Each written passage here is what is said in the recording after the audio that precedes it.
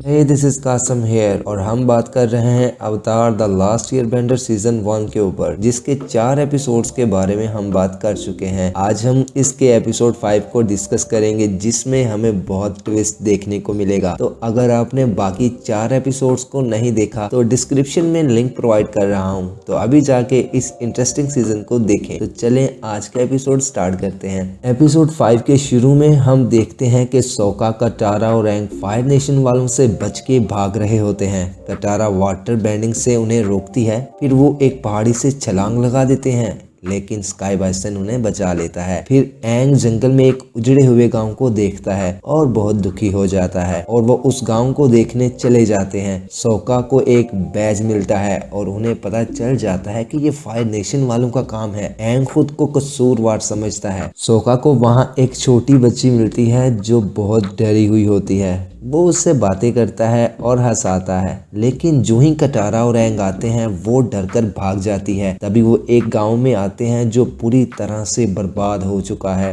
वहाँ के लोग बताते हैं कि उनके साथी खाना ढूंढने के लिए गए पर अभी तक वापस नहीं आए। एंग उनको देख के बहुत पछताता है और उन लोगों को वापस लाने का कहता है। ज़ुको अपने जहाज पर आ जाता है और अपने लोगों से उड़ने वाले स्काई बाइसन के बारे में पूछता है। ज़ुको का आदमी बताता है कि उसे पता चला कि एक घाटी के पास कुछ बच्चे बर्फ के साथ खेलते हुए नजर आए हैं। ज़ुको समझ जाता है कि एंग और उसके साथी वहाँ ही हैं। वो वहाँ जाने का कहता है। एंग कहता है कि वो लोग रूहों की दुनिया में चले गए हैं और वो उन्हें वापस लेके आएगा। एंग जंगल की रूहों के मंदिर पहुंचता है और दूसरी दुनिया में जाने के लिए ध्यान लगाता है, जिसमें वो कामयाब हो जाता है। लेकिन वो कटारा और सोका को भी साथ ले लेता है। वहाँ ज़ुको और आयरो उस घाटी पर पहुंचते हैं जहां उन्हें पता चलता है कि सबको अवतार के बारे में पता चल चुका है। उन्हें बाहर एक शिकारी लड़की मिलती है जिसका कुत्ता बहुत अजीब है। एंग को बहुत बड़ा उल्लू मिलता है। उल्लू बताता है कि ये जगह सोका और कटारा के लिए बहुत खतरनाक है, लेकिन एंग अवतार है इसलिए उसे कोई खतरा नहीं। उल्लू एंग को कहता है कि जंगल पार करके उसे एक झोंपड़ी में रूह मिलेगी जो उसे सही रास्ता दिखाएगी, और बताता है कि इन दोनों को अपने अंदर का सच का सामना करना होगा। वहाँ अजूला गुस्से में अपने ही ट्रेनर को मारने लगी थी क्योंकि उसे लगता है कि अब वो फायर लॉर्ड नहीं बन पाएगी। आयरो और ज़ुको उस शिकारी लड़की जिसका नाम जून होता है उसको अवतार को पकड़ने के लिए कहता है। एंग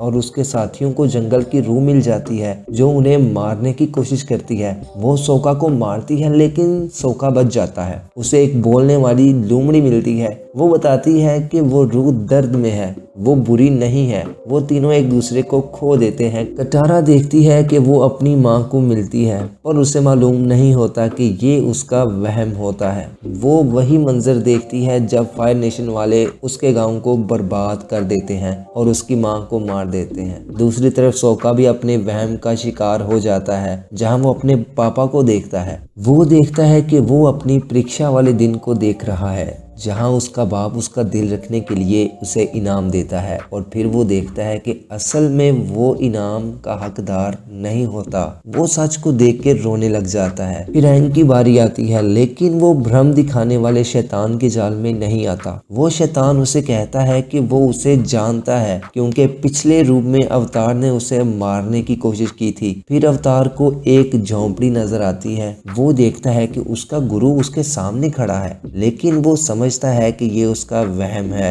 लेकिन फिर उसे पता चलता है कि उसके गुरु सच में है। उसका गुरु उसे कहता है कि पिछले अवतार रूको ने उस शैतान को से लड़ाई की है, लेकिन हम में से किसी को कुछ पता नहीं कि क्या हुआ है। एंग रूको के पास जाने लगता है जिसका मंदिर फायर नेशन के करीब है। वो अपने दोस्तों को उस शैतान को से बचाना चाहता है। वो आपा को सोका और कटारा का ख्याल रखने का कहता है। आगे इस इंटरेस्टिंग कहानी को जानने के लिए देखते रहिए हमारे एन सीरीज चैनल को। तो अभी सब्सक्राइब का बटन प्रेस करें और साथ में बेल के आइकन को भी दबा दें ताकि हमारी हर नई आने वाली सीरीज आपको मिल सके। तब तक अपना ख्याल रखिए। Bye bye.